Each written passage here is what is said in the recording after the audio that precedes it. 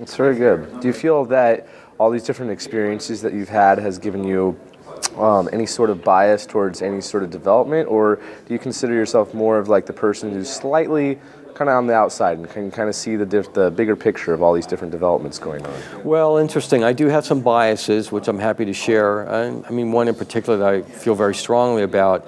But I also do see myself the way you described, Michael, as I'm very much a big picture-oriented person. A lot of that came out of the Future Studies program I mentioned. That's one of the things that we were trained to do, is to look at synergies between, call it different domains, different industries that at first glance don't appear automatically. You got to really think about it, look in, dig in, and so forth.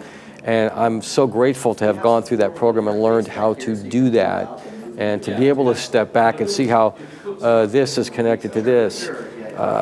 One of the things I did in the economic development work was take an approach like that, help companies and economic development officials understand it's not just the space industry. Think of that as the center of a concentric circle, and look at the industries that exist that support that are not space companies, but they do business with the space industry. And a lot of them weren't thinking about it that way. So yes, I do think of myself as that's one of the things, one of the skills I bring to my clients.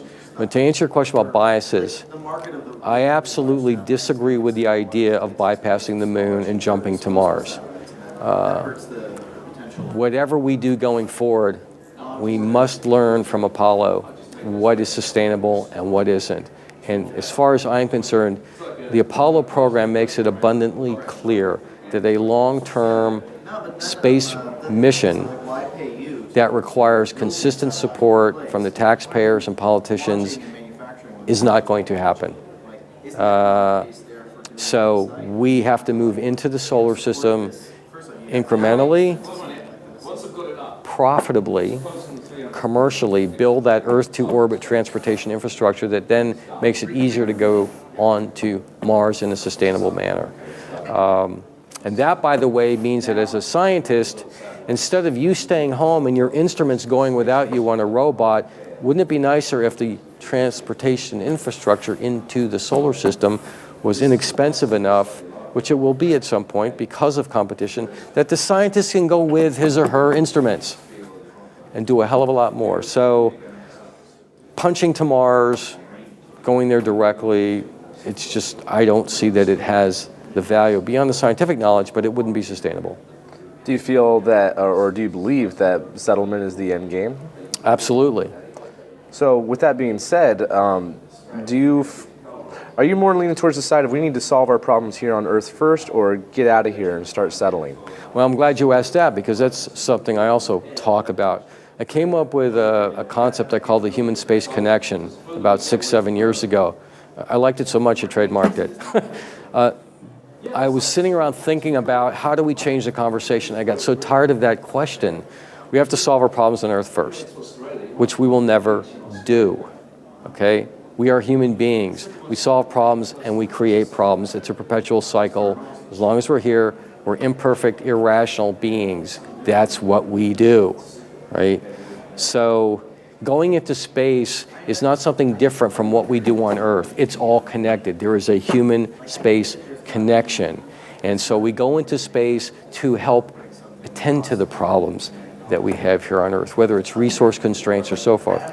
So my idea for the human space connection was to make it real simple to make that point, right? So there's 3 elements to that. Space is a place of abundant resources. Space is a continuation of our environment. If you understand that the moon makes the tides work, you know that space affects our environment.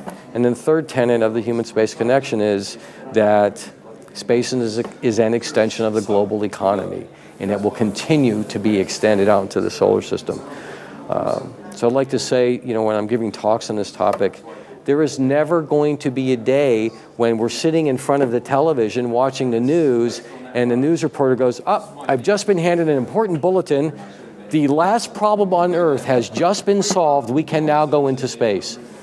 It's not going to happen. So that's the way I think about that.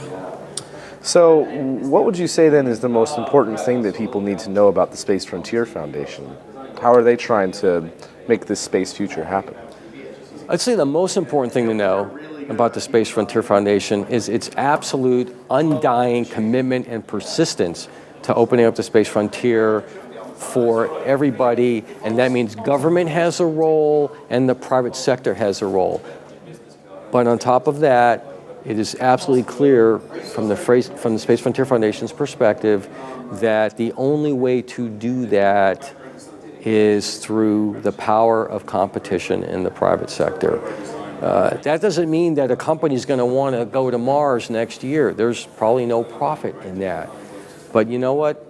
For me and for the Space Frontier Foundation, it isn't about what you want to see happen next year. It's about how to do this for humanity in a way that will continue and be sustainable. And so it's not just about those who insist on going to Mars or who insist on going to the moon or insist on mining asteroids first. All of that has to happen, but it must happen in a way that's economically sustainable. So that's what this organization is all about. Well, is there anything else that you would like to share or add with us today? Well, I would just say to anyone that's watching this, if you believe, if you agree with what I just said, then you need to become a member of the Space Frontier Foundation, and you need to be at NewSpace 2013, this time next year, more than likely out here in Mountain View, California, in Silicon Valley. Where can those watching at home go to start getting involved? Go to the Space Frontier Foundation website, which has just been revamped. It's a beautiful thing. Look at the projects. One of the things the Space Frontier Foundation does is make it possible for you to become a member, create a project, present it to the Space Frontier Foundation, and it becomes, if it's accepted, your project. You own it, you operate it, you get funding for it. That's something that this organization makes possible. And what's the address for that?